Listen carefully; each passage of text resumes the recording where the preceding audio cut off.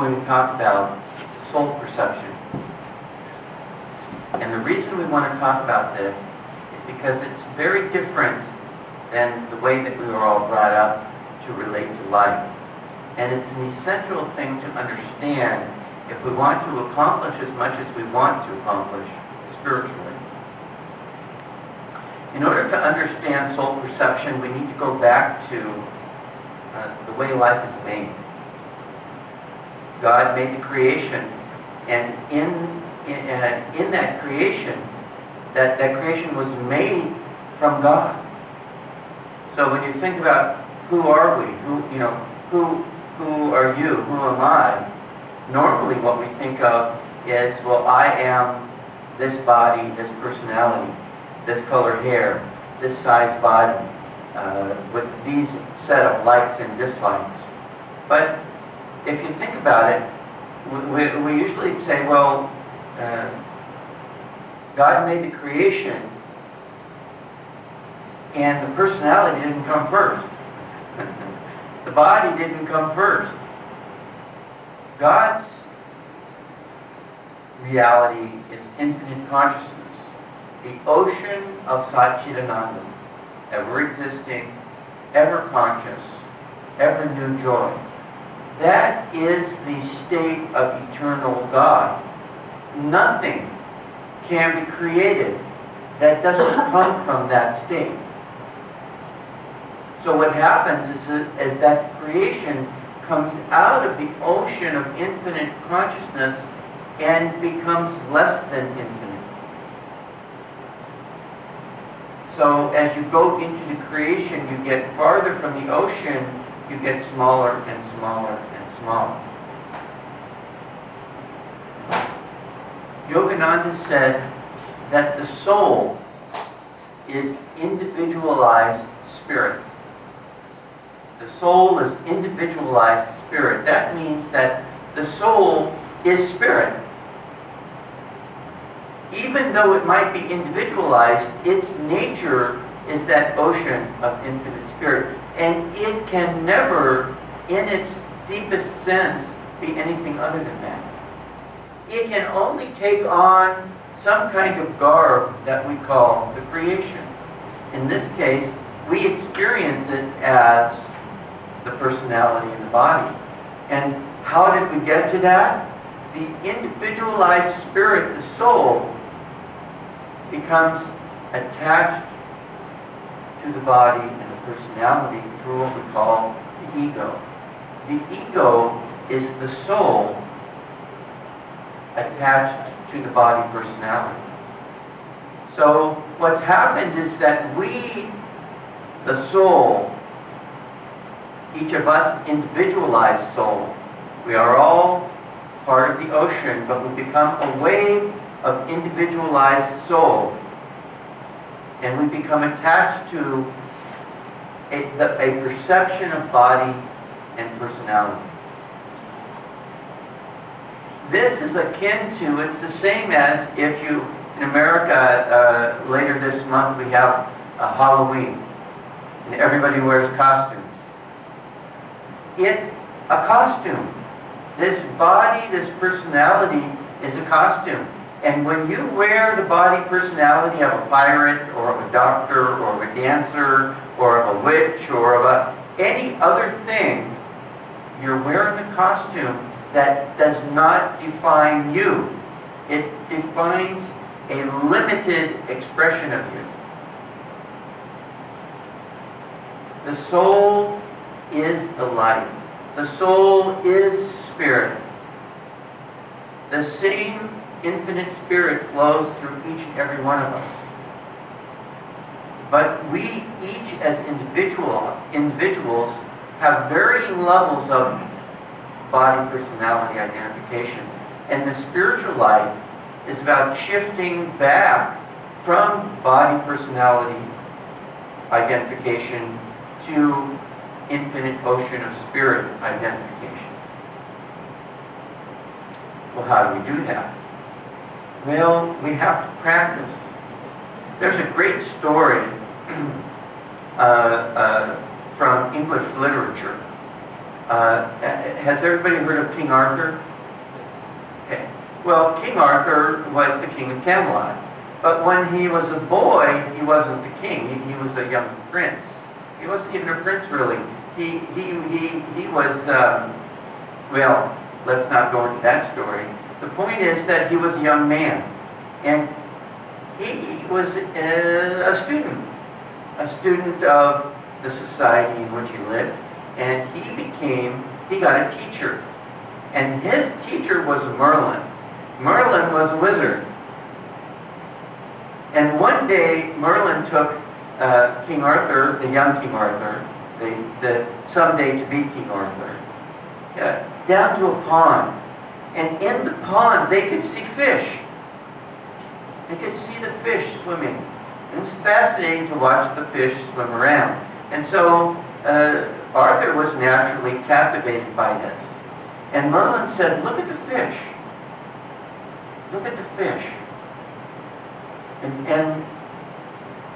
And Arthur said, you know, it would be great if I could be a fish.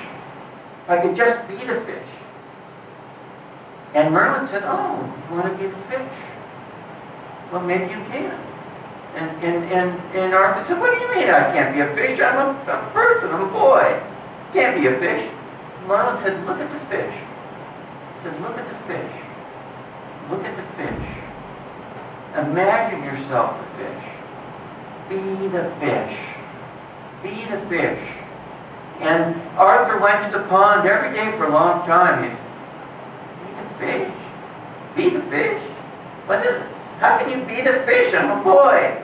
But he thought, Merlin's, you know, he's been pretty good so far. Let me keep trying. He tried to be the fish. He tried to project his mind out, his awareness out, to become somehow to be the fish. And he said, be the fish, be the fish. Merlin, what are you talking about, Merlin? Be the fish. And one day, in a moment, he went, huh? And his vision was kind of blurry. And he was in the water and he was wiggling. And he had become the fish. And then, of course, he got a little nervous. Let me out of here. I don't want to be a fish. And he did come out of being a fish. In India, there's a similar story about a disciple who came to his guru. And his guru had taught him how to meditate, said you should meditate. And the disciple said, sir, I'm really having trouble meditating. And the guru said, well, what seems to be the problem? He says, well, I've got this new little buffalo. And I'm just always thinking about the buffalo. And the guru said, well, okay, listen. When you go into the meditation room, just think about the buffalo. So he said, well, that's no problem.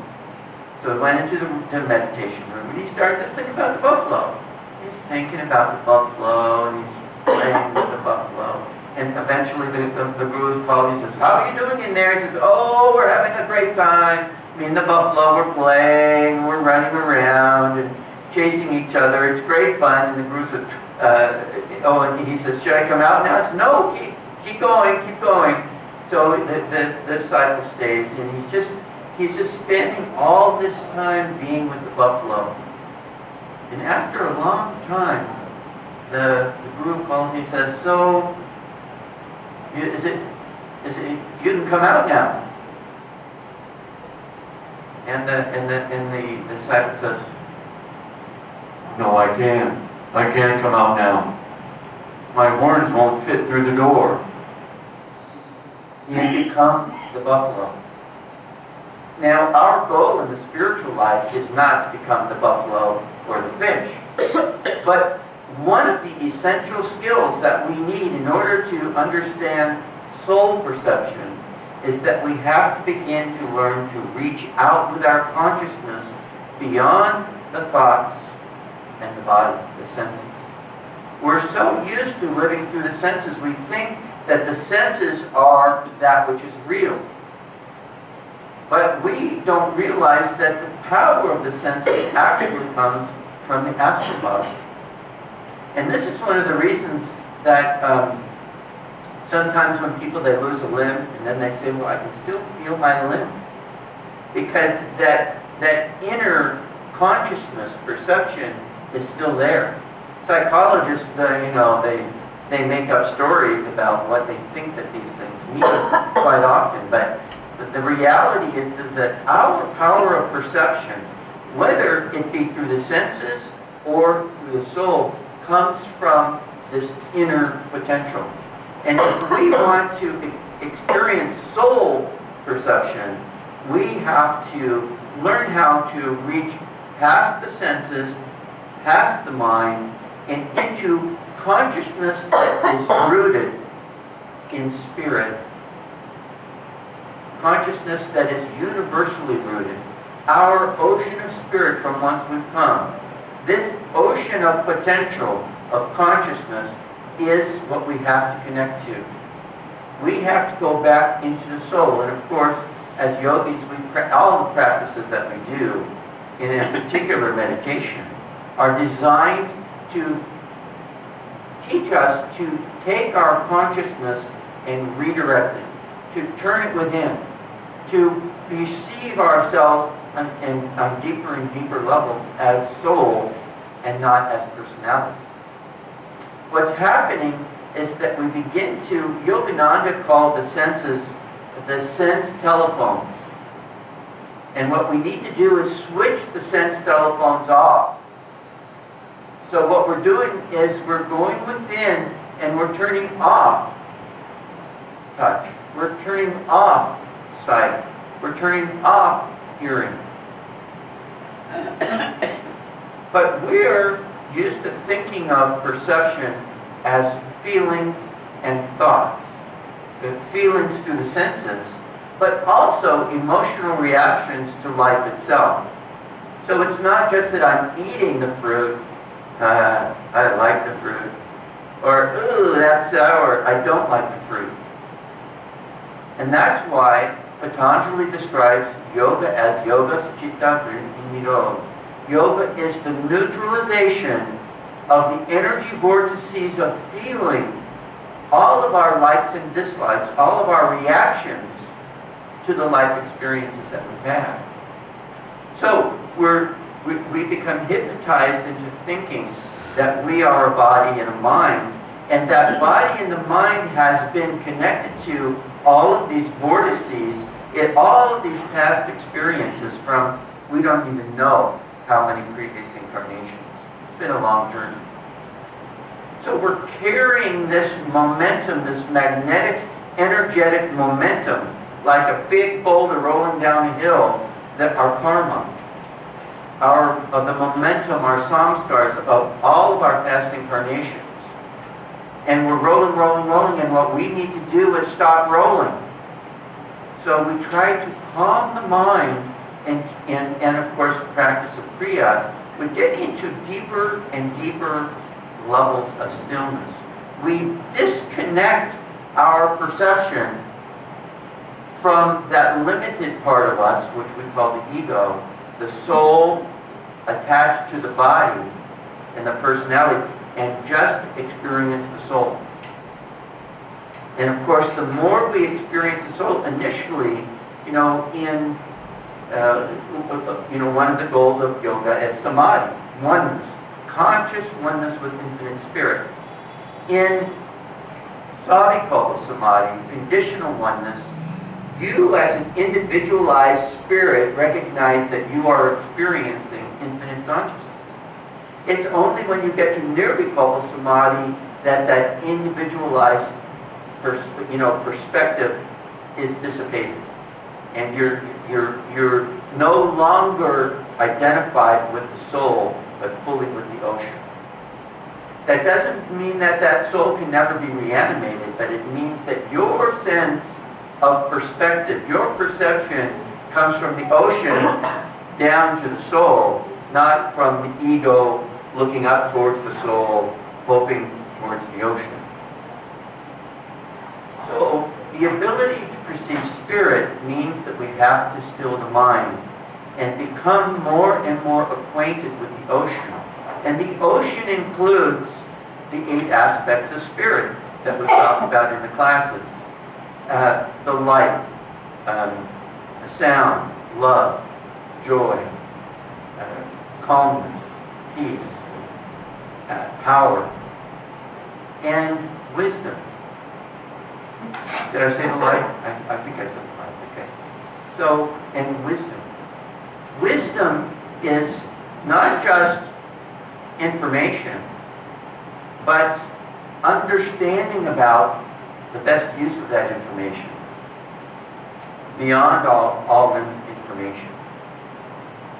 Now, the reason I point this out is because if we want to have soul perception in life, there's some things that we need to practice.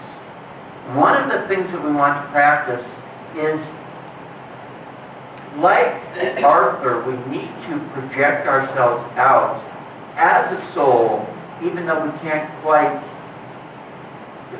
we may not quite believe it, we may not be experiencing it, but we need to experiment with it, the possibility of it. And one of the ways that we do that is that we reach into every life experience with our consciousness, and when we meditate, we go to our center.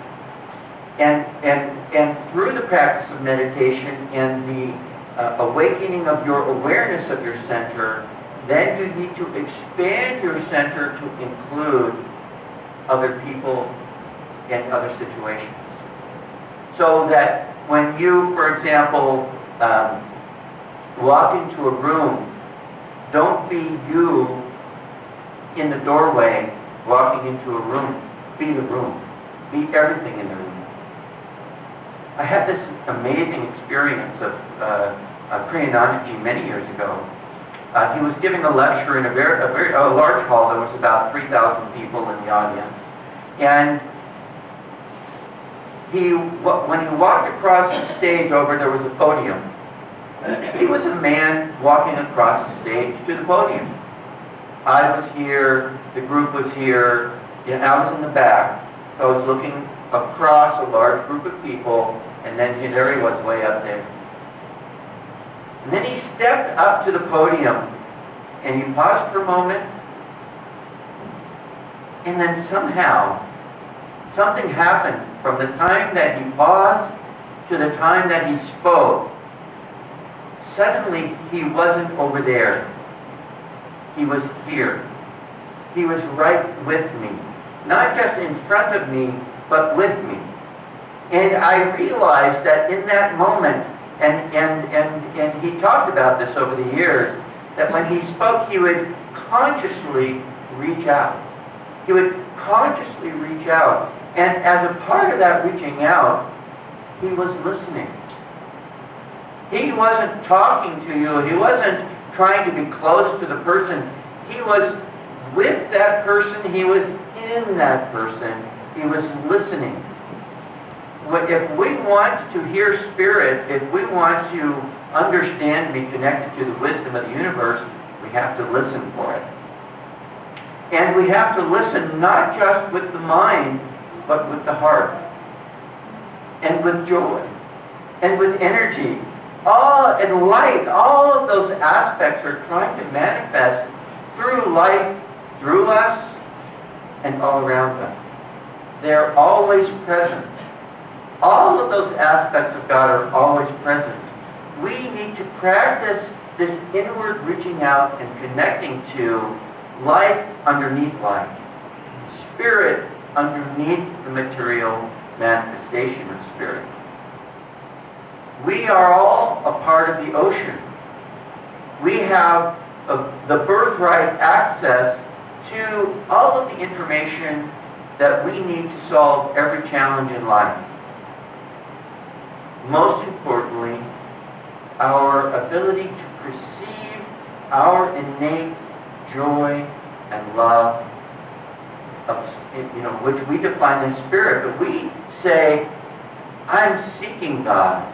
We need to live. I am with God. I am in God. God is living through me, and eventually I am God. But not the little I. Not the I am God. But the infinite spirit is being manifested, of which this particular form is apart. That soul identification, this is what we need to perceive. We need to perceive that which is true underneath. You see, it's not that life isn't true, but it's a trick. It's not the whole truth.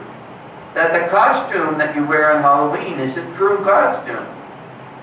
But it's just a costume. It doesn't define the totality, and we think that this costume defines us. We're living in the prison of this costume of ego consciousness. We need to get out of that prison. We need to practice it, because what happens is that we begin to become free. Pre-Nanjiji wrote about this in the Festival of Light. He talks about the bird in the cage. When you open the door, the bird is afraid to go out. Hey, it's safe because I know this space. I don't know what's going to happen when I go out there. I've met people over the years who've had some amazing experiences inwardly, but they were so surprised by those experiences, and so it was outside of their understanding that it scared them. So many of my friends over the years, when we've talked to people, and they'll say, oh, you know, I closed my eyes and I started trying to meditate. Next thing I knew, I was like expanding out into the universe, and you know, and it you know, they're like upset by it, and inside we're going, oh man, I would love to do that, you know, because we have become familiar with it. It's not, maybe not everybody has experienced it, but it's like seeing the preview of a movie. It's like you get a little taste. You get a little sense of what might happen when you go to see the movie. The more we meditate, the more we get a sense of what it might be like to be one with Spirit.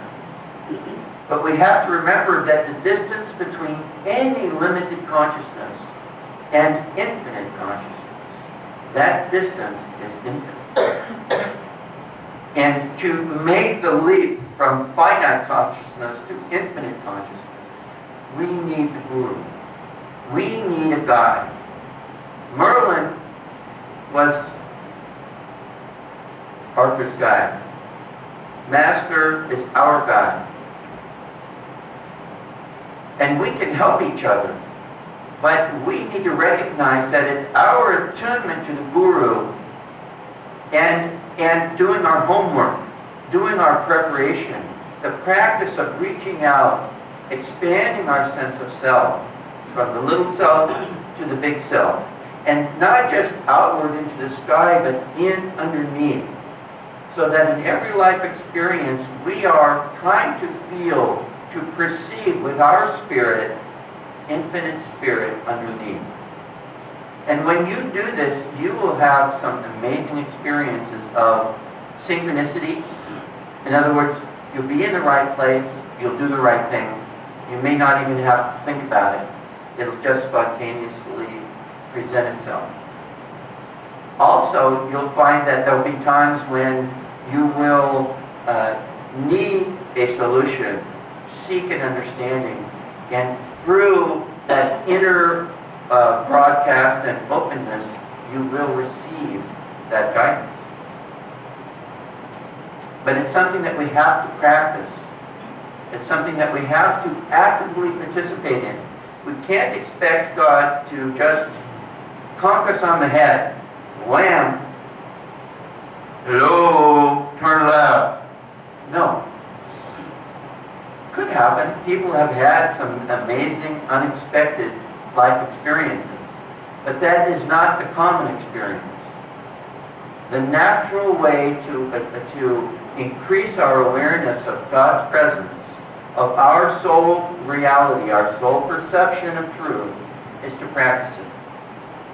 And this is what the meditations or techniques are so effective at doing. So but bring your meditation consciousness into every activity. And practice thinking, I am a soul, not I am an ego. I am a soul. Spirit is living through me. Spirit is flowing towards me in all life experiences. See spirit. See infinite ocean, omnipresent spirit manifesting each and every moment. We think that the excitement of the creation, the very fact that the creation exists, we think that creative moment, that incredible place, if you've ever been at the birth of a child or even of a dog or a cat, there's something incredible about that moment of birth. This incredible moment is taking place in each and every person's life, 24 hours a day, 7 days a week. But we have become disconnected from that miracle. We have become so identified with these senses that we can't see the miracle. And we can't access the miracles of the miracle. And we see other people doing, we hear the stories about these miracles, and we think that they must have some special power that we don't have. And the only power that they have that we haven't yet gotten is that they have practiced it. They have attuned themselves to it. They've trained for it. They've sought it. They've actively sought to attune themselves to this universal potential. Soul perception is intuition. It's the instantaneous knowing of truth. What is truth? Spirit. The underlying reality of all things, of all situations. Where do we perceive intuition? They say that the receiving center is the heart, but it's connected to the spiritual eye. When you live in your center, you're living more heart to spiritual eye than the whole spine. In the beginning, we talk about the whole spine, and it's true. But really, you begin to, Master said that the center of the universe is a point of intuitive perception inside your heart. That means that the center of everything is right inside your own self. But the way that we access it is by connecting it through the will to the spiritual eye. And then we're listening and receiving all the time. Like Swamiji said, he was always listening to me. And so many times people would tell him afterwards, so you answered a question that I had in my mind. And he did not hear every question. He didn't go, he wasn't like talking and hearing the inner conversations of the minds of all the people that were there. There was this synchronicity, this openness. And through our openness to intuitive perception, the universe knows what we need when we need it. And we will spontaneously live in harmony with that truth. So often we think we need to know everything. We don't need to know it with the mind. We need to know it through communion.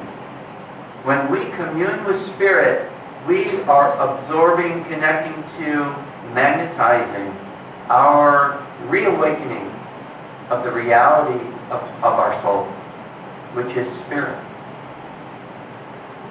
So practice soul perception. That doesn't mean we don't use our minds and our common sense and whatever talents God has given you to work with through the costume that you live through. But go underneath that. Connect to that central storehouse of every potential. And then access that on deeper and deeper levels by, even if it's just imagination in the beginning, the calmer we become, the more open we become to it, the more we will recognize that in truth it's been happening all along. We just didn't recognize it. Not in its highest potential it wasn't happening, but all of our potential to think at all, the thoughts that would come from life itself, not from our own minds. So this system is being used, it's just that we are not using it consciously. Now we want to use it more and more consciously on deeper and deeper levels. And if you practice this actively, and you ask the Guru to guide you, and you ask God to give you a greater understanding about how to live in harmony with this inner perception, then you will perceive more and more of it.